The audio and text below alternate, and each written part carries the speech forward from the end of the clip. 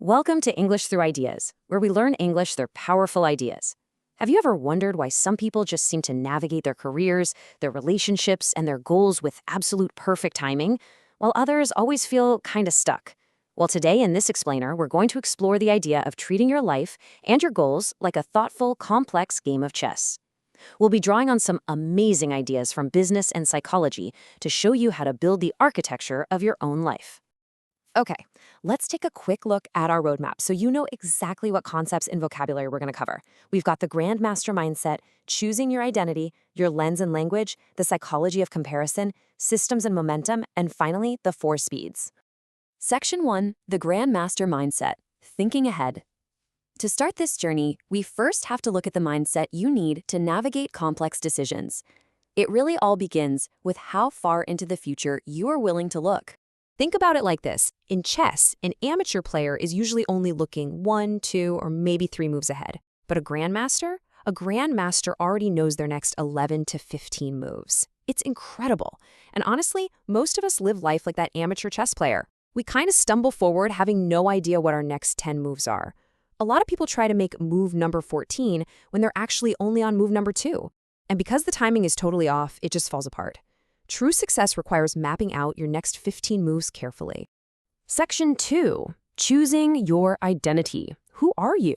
Now, before you can plan those moves, you absolutely need to know what game you are actually playing. Ask yourself straight up, who do you want to be? It sounds like such a simple question, but you would be surprised how few people have a clear answer. Do you want to be an entrepreneur building a massive company? A CEO of a small business? Maybe you want to be an influencer, or perhaps a solo worker, like a pro tennis player who only relies on themselves. Listen, there is absolutely no wrong answer here. The only real mistake is not deciding. You have to clearly define who you want to be so you can figure out the right moves to get there. Section 3, your lens and language, how you connect. Once your identity is set, you need to master 2 super powerful psychological tools to interact with the world. Let's start with your lens. Your lens is simply how you view the people around you. So many of us look at the world with a selfish lens, thinking, what can I take from you? But if you flip that, if you adopt a how can I help you lens, it is a total game changer. The source material shares an amazing story about this. A young guy goes to a party and meets a very powerful lawyer. Instead of begging for a job, he just asks, how can I help you? Well, the lawyer mentions his son is in a really tough prison and no one visits him. So the young man actually takes the time to go visit the son. Because of that one genuine act of help, the lawyer introduced him to a network that eventually made him $30 million. When you focus on helping others, the world literally opens up to you. The second tool is your language. The absolute key here is specificity. There is a great real-life example in our source about dating. Imagine a guy saying he wants a top-notch partner. Okay, but what does top-notch even mean? It's way too vague. Does she have brown eyes? Is she 5'7"? Does she love cooking? If you don't use specific language, you are never going to find what you are looking for. And it's the exact same in business and their life goals. You have to tell the world exactly what you want using crystal clear language. Section 4, the psychology of comparison, staying hungry. So, you've got your vision and your communication dialed in. Now we need a reality check on how you measure your own success. Check this out. In almost every area of life, you have an 80% group, a 10% group, and a top 1% group. Most people compare themselves to that bottom 80% just because, well, it feels comfortable. They'll say, hey, I'm doing way better than my friends from high school. But to truly grow, you have to bravely compare yourself to the top 1% in the next level up. When you step into a new room of successful people, you might suddenly realize you are the bottom 1% of that new room. And yeah, that hurts the ego for sure. But it is exactly that psychology of comparison that keeps you hungry and forces you to keep learning. Section 5, systems and momentum, the mechanics of success. Let's transition from our internal mindset to how we actually execute. We need to talk about the mechanics that make growth possible. Okay, I know. Systems sound incredibly boring. There is absolutely nothing sexy about the word systems. But trust me, they are the secret weapon that puts the odds of making good decisions firmly in your favor. And life is really all about odds. A good system is just a reliable decision-making process that helps you scale up, handle stress, and run your daily life without constantly guessing what to do next. So, how do systems build into momentum? It happens in 3 steps. Step 1, creating momentum. This is the hardest, absolute most painful phase. You are working long days and it feels like nothing is improving. Honestly, this is where most people quit. Step 2 is maintaining momentum. This takes serious discipline so you don't get lazy and lose what you just built.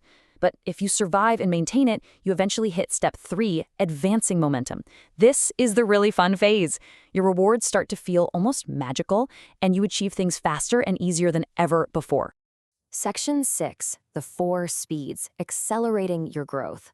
Let's look at the final piece of our execution strategy, which is all about how fast you can adapt and move.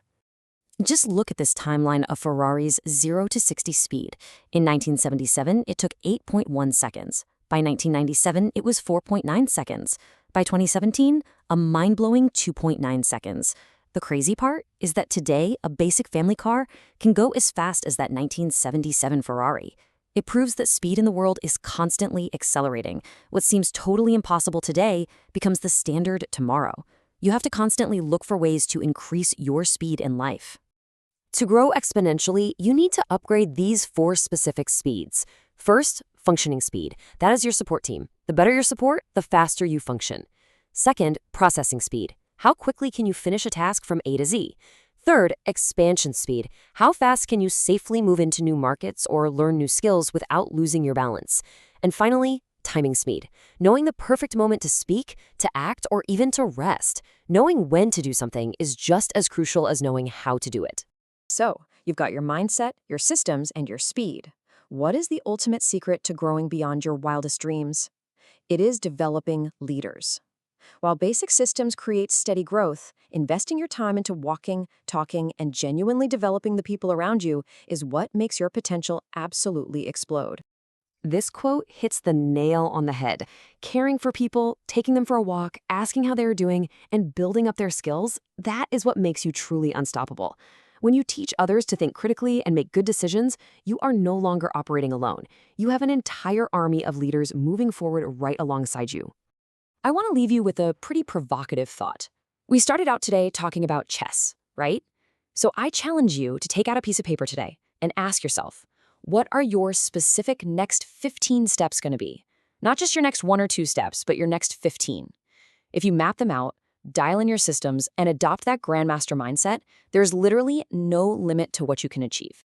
Thank you for learning with English through ideas. If you enjoyed this video, please subscribe for more ideas, more English, and more growth.